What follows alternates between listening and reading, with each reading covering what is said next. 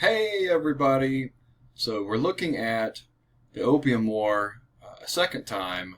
This time we're going to focus on what happened that led to the British defeating the Chinese and what kinds of punishments the British imposed on China afterwards.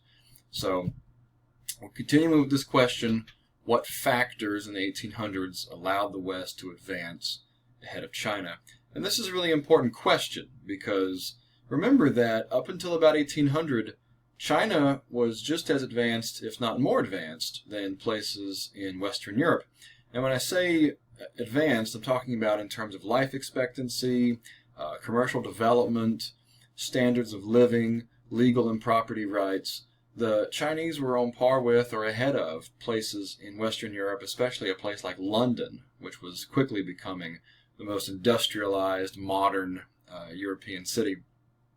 And, even today, China has more millionaires, more people with more cities with more than 1 million people living there, more internet users, more skyscrapers than anywhere else in the world. So it seems like today China has re-emerged as this great economic powerhouse. And that was the way it was up until about 1800. So, what happened in the 1800s that really prevented China from dominating as it had for centuries before? So we will talk about context on opium in China, and we'll mention a key figure, Lin Zexu, in that discussion, and then we'll talk about the source that I want you to read that's connected to all of this. It's very important to realize opium did exist before 1800 in China, but it was very, very limited. Okay, so just so you can understand, in the 1700s, only about 200 chests of opium were allowed into the country. By the time you get to the end of the 1700s, when the Qianlong Emperor is in control, it's about 1,000 chests. And then as we move into this right up until the Opium War, it's moved up from 4,000 chests all the way up to 30,000 chests of opium. So it had been limited for a time, but the British were determined to get the Chinese hooked on it to correct that trade imbalance. And you can see that here, an image of people in China who are addicted to opium and they're smoking it. And this is what the British wanted. So in the 1820s, the Chinese emperor decided to outlaw opium. But we all know, just because the government says it's illegal, that doesn't mean it goes away. All right? So it continued to trickle into China. It was more than a trickle. It was a huge amount by the 1830s. And there's a figure here, Lin Zexu. Very important figure for our discussion because, and here's what he looks like. There's an image of him, Lin Zexu. He was the Chinese commissioner in Canton, Guangzhou. He played a role in starting this Opium War. So, Lin went to Guangzhou. This is where the British were trading with China, and he instructed the merchants to stop selling opium, and they didn't want to listen to him. So Lin Zexu confiscated all of the British opium. He did not give them any money for it. He just took it. He blockaded their trade. He confined the merchants to their quarters. And he did this in 1839. And lo and behold, not that long afterward, the First Opium War began. So Lin Zexu has the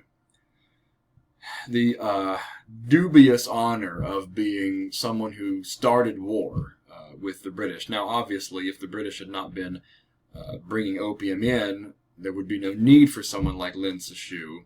But he's the one who confiscated their opium and didn't give them any money for it, and the merchants didn't like that.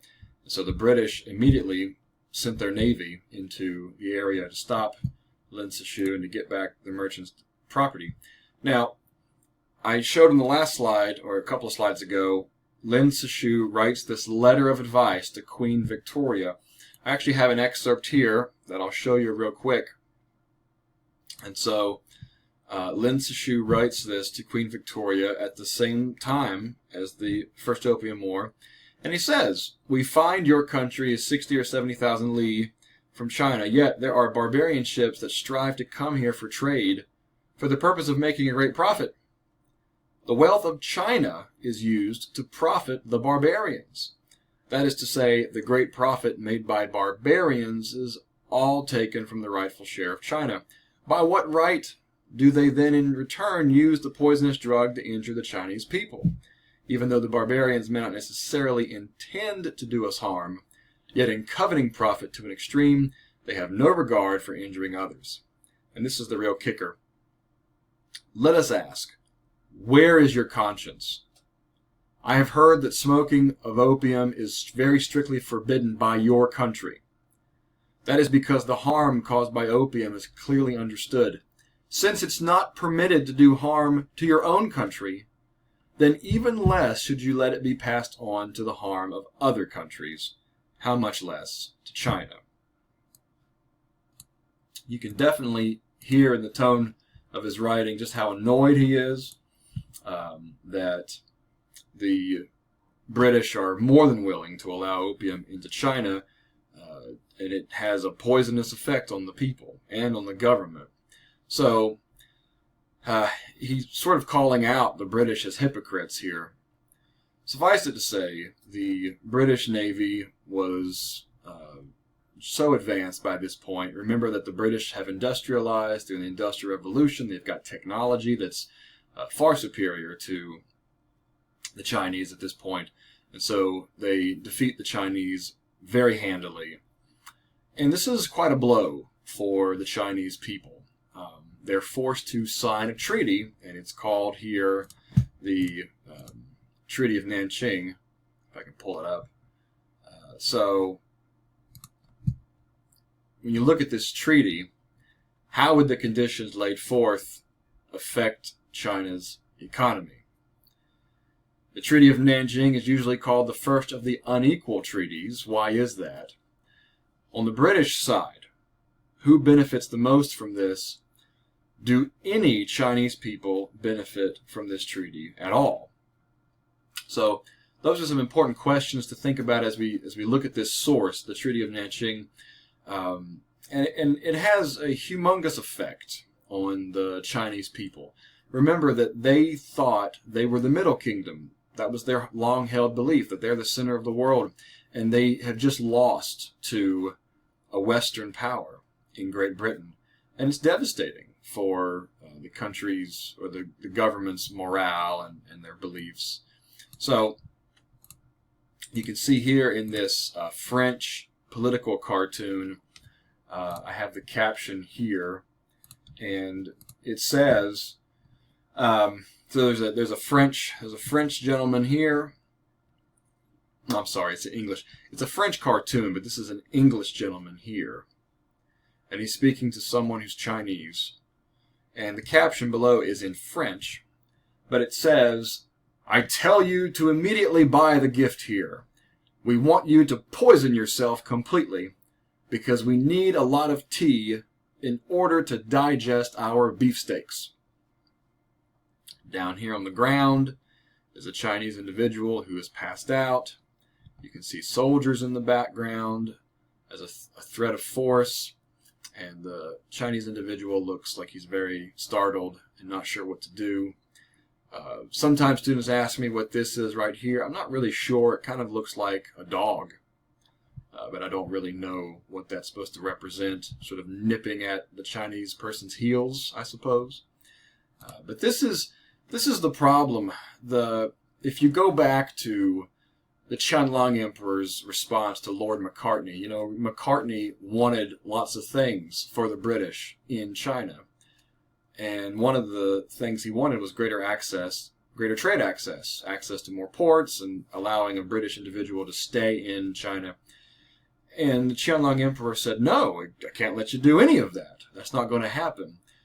And one of the reasons he said he couldn't do that was because it would set a dangerous precedent for China to allow. If they allow Great Britain to do this, then everyone else who wants a part of China is going to want the same thing. The French and perhaps the Americans down the road, the Germans, the Russians, Well, this is exactly what happens after the Treaty of Nanjing. You can see this map. This is a map that represents China at the beginning of the 1900s.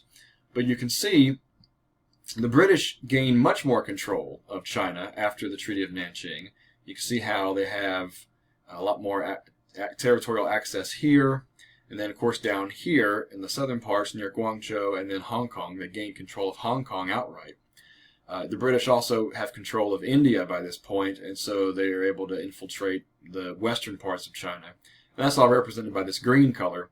But you can see how once the British are in, gradually other countries start to gobble up pieces of China too. And you see the French. The French are in Indochina at this point, which is Vietnam. And they are able to also have access to southern parts of China. Even the Germans are able to get a piece of China here. And then the Russians are up north. And so it makes sense for the Russians to be able to come down a little farther and also get a piece of the pie. The Japanese, this is more into the 1900s. The Japanese are closer to the 1900s. They're able to get some control of China after they wage war with China as well in the later part of the 1800s, going into the 1900s. So you can just see Treaty of Nanjing is very debilitating to the Chinese people, and so the First Opium War is over by 1842. There is a Second Opium War that we don't really spend a whole lot of time looking at, but that is also an important part of Chinese history. And so next time we're going to look at Hang Shou-chuen and his Taiping economic program. Just make sure you keep working through Chapter 7. That's all I've got, so I'll see you next time.